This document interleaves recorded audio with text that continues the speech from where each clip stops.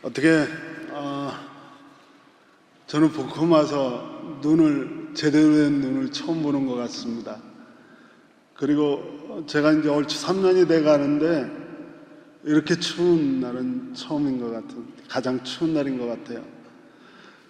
저는 오늘 직연을 다녀오지 않았습니다. 안전이 먼저라고 말씀하시는 분들의 의견을 따라서 직연을 다녀오지 않았습니다. 오시는 길이 미끄러웠을 텐데 여러분 오시는 길이 불순하지 않았는지 걱정되고, 돌아가실 때도 미끄러지지 않고 안전하게 가정으로 돌아가시길 바랍니다. 저는 요즘 짧은 설교를 위해서 일부러 여러분 그동안 보이지 않던 원고를 자꾸만 들고 설교하는 모습을 보입니다. 그래서 불편하시더라도 제가 군말하지 않고 짧은 설교를 하기 위해 원고를 들고 있으니까 양해를 부탁드립니다. 바다를 항해하던 배가 거대한 파도와 바람을 만났습니다. 결국 배는 난파했죠. 난파선에서 유일하게 생존자가 한 사람 파도에 밀려서 작은 무인도에 상륙하게 됐습니다. 그는 그 무인도에 상륙해서 날마다 지평선을 바라보면서 하나님께 기도했답니다. 하나님, 나를 좀 구해 주십시오 라고.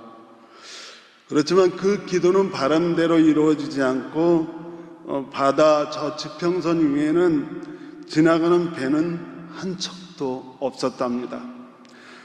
결국 그 사람 무인도에 허름한 오두막 하나를 짓고 해변에 떠밀려 온, 그래서 생존하기 위한 물건들을 모아서 오두막에 모아두고 생활하기 시작했습니다.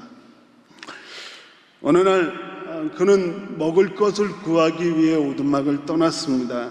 그리고 다시 오두막에 돌아왔을 때 그는 정말 놀랐습니다. 왜냐하면 오두막에 불이 났기 때문입니다. 그 오두막은 다 타버리고 그리고 연기만 하늘로 치솟고 있었습니다. 우리는 이런 상황을 최악의 상황이다라고 이야기합니다. 최악의 상황이 되어버렸습니다. 그는 비탄에 잠긴 채 쓰러져서 잠들고 말았습니다. 그런데요, 그 다음날 아침에 한 척의 배가 무인도로 향해 오고 있었습니다. 그는 그 배로 구조를 받았습니다. 그는 이상하게 여겨서 그 배를 타고 자신을 구조하러 온 사람에게 물었습니다. 내가 여기 있다는 걸 도대체 어떻게 알았습니까? 그러자 그들은 이렇게 대답했답니다. 우리는 당신이 보낸 연기 신호를 보고 왔습니다. 우리는 가끔 최악의 상황이다 라고 생각을 합니다. 오늘 말씀드린 이 사람처럼 생존을 위한 물건과 자신의 최선의 삶을 보장해 두던 오두막이 다 불타 없어져 버리기 때문에 최악의 상황이라고 이야기할 수 있습니다. 그 순간에 불타는 오두막밖에 눈에 보이지 않았겠죠. 그는 멀리 수평선을 넘어 들어오고 있는 무인도를 향해 다가오고 있는 배는 절대 볼 수 없습니다.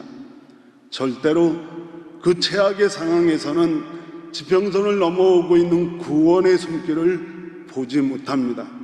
그러나 그 배는 수평선을 넘어서 무인도에 상륙했고 결국 그는 구원을 받았습니다. 이런 생각을 하게 됩니다. 포기하지 않고 최악의 상황에, 누구나 다 그런 생각을 하게 합니다. 최악의 상황이지만 포기하지 않고 변화의 옷을 갈아입은 사람들에게 꼭 결과가 있다라고 하는 생각을 합니다. 우리가 어려움과 위기를 넘어선 사람들에게 찾아오는 하나님의 충만, 그것을 플레로마라고 부르기도 하는데요. 이렇게 자신에게 최악의 상황이라고 여겨지는 어려움과 위기를 넘어선 사람들에게 찾아오는 하나님의 충만 플레로마가 여러분 모두에게 있길 주님의 이름으로 간절히 축원합니다. 다른 말로 이걸 설명해 보려다가 한 예를 찾았습니다. 이건 남자로서는 도저히 알 수 없는 건데 글로 알 수 있는 겁니다. 여인이 임신을 했습니다. 그리고 9달을 보냅니다. 임신했다라고 하는 건 행복하고 기쁨으로 시작하는 겁니다. 하지만 임신의 시간이 지나가면서 행복과 그리고 기쁨보다는 어려움과 고통의 시간이 되어져 갑니다. 왜냐하면 다리가 붓고 몸이 무거워져서 걸음조차도 어려워질 수 있기 때문에 그렇습니다. 그런데 시간이 지나면서 그런 상황들이 해소되느냐 하면 그렇지 않습니다. 상황은 점점 더 악화되고 나빠져서 최악의 순간이 되면 다가오면 숨이 가빠지고 산통이 심해지고 결국 죽을 것만 같은 시간이 찾아옵니다. 그리고는 분만의 시간이 찾아오죠. 새 생명의 신비가 하나님의 생명의 충만함이 결국 찾아옵니다. 이것이 바로 그 어려움과 고통 이후에 찾아오는 하나님의 충만 플레로마입니다. 큰 수고와 고통 이후에 찾아오는 하나님의 충만, 그 충만을 저와 여러분이 경험하길 주님의 이름으로 간절히 축원을 드립니다. 오늘 본문은 고린도전서입니다.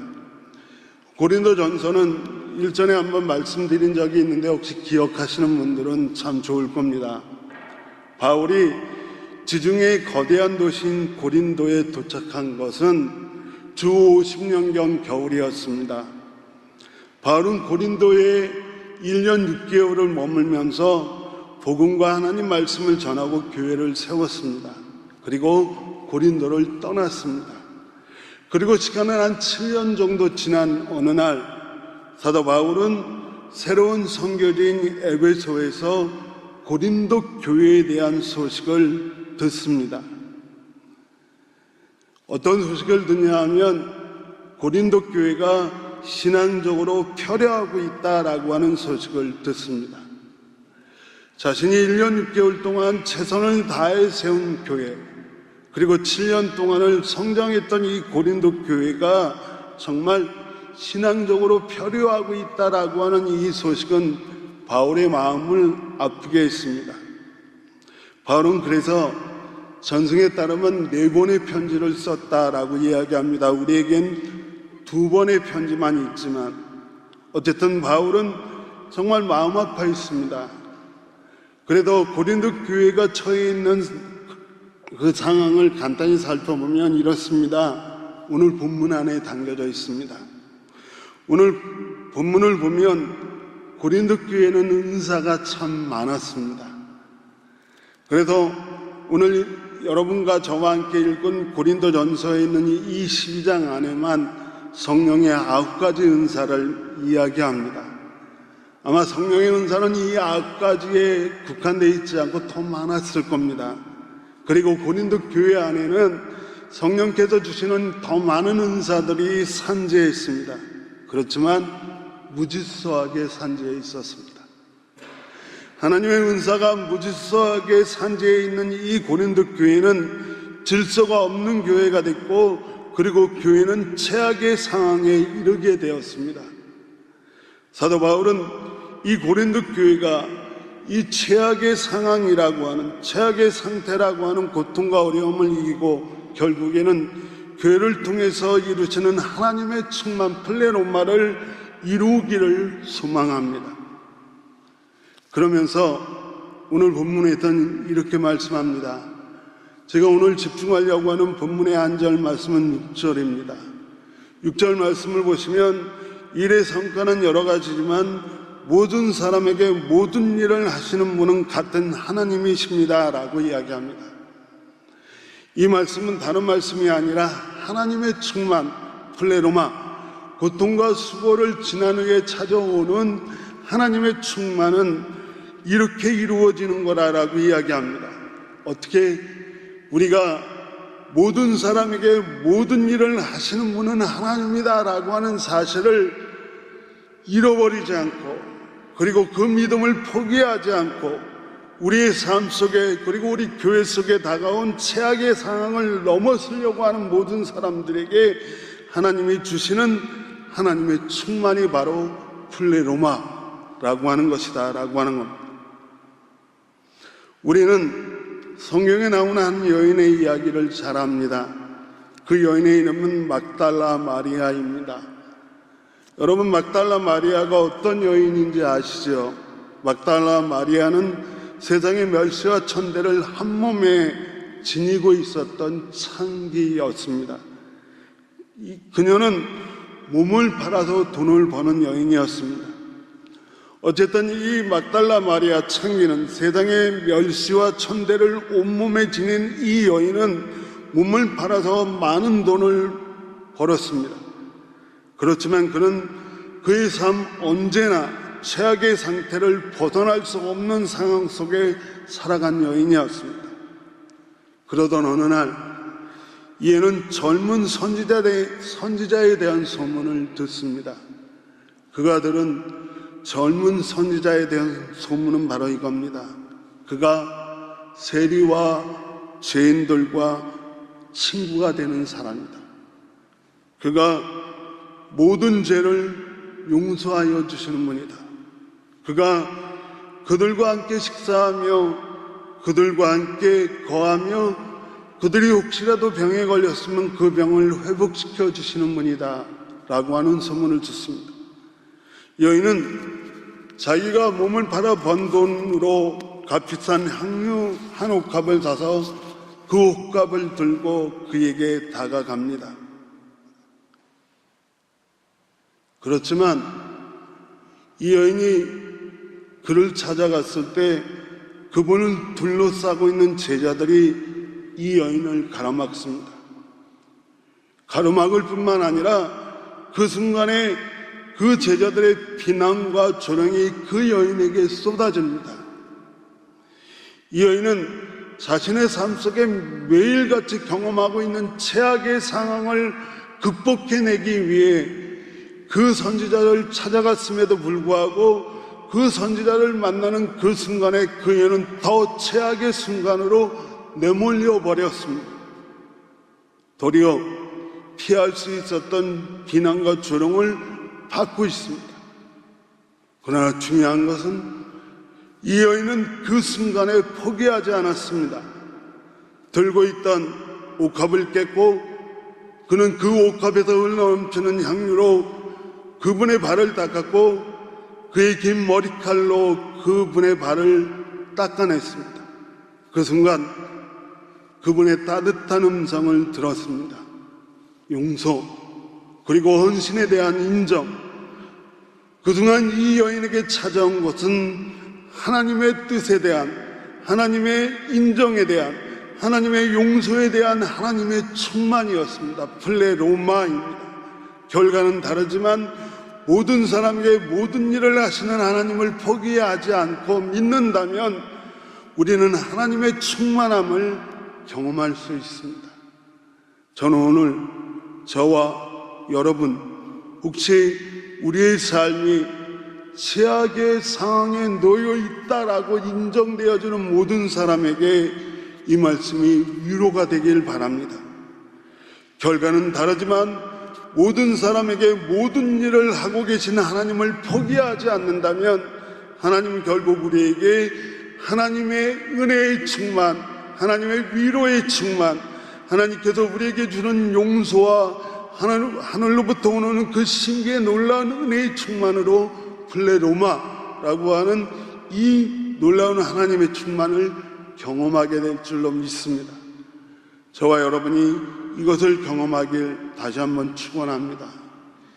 이제 두 군데의 성경을 읽고 오늘 말씀을 마치려고 합니다. 이 말씀이 여러분에게 성령의 위로가 되길 바랍니다.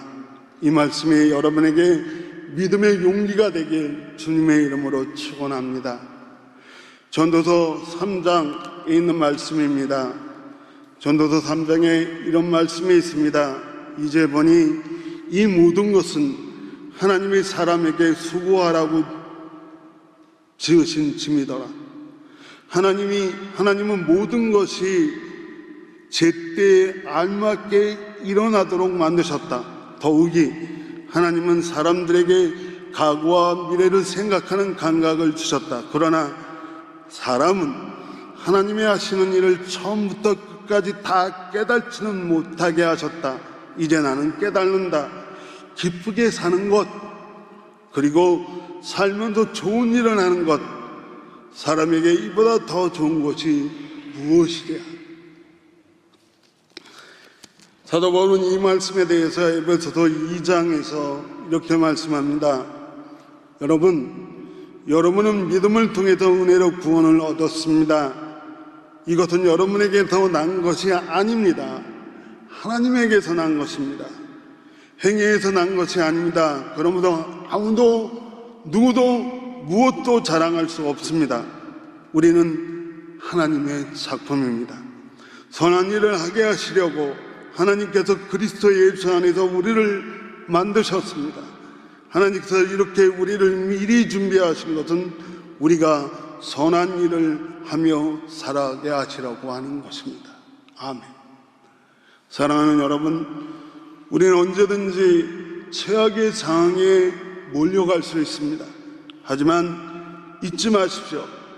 그 어려움과 고통을 넘어서 모든 사람에게 모든 일을 하시는 하나님에 대한 믿음을 포기하지 않는다면 결국 하나님은 우리에게 하늘의 충만함을 허락하실 줄 믿으십시오.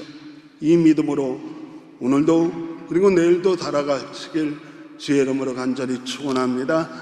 기도하겠습니다. 하나님 감사합니다.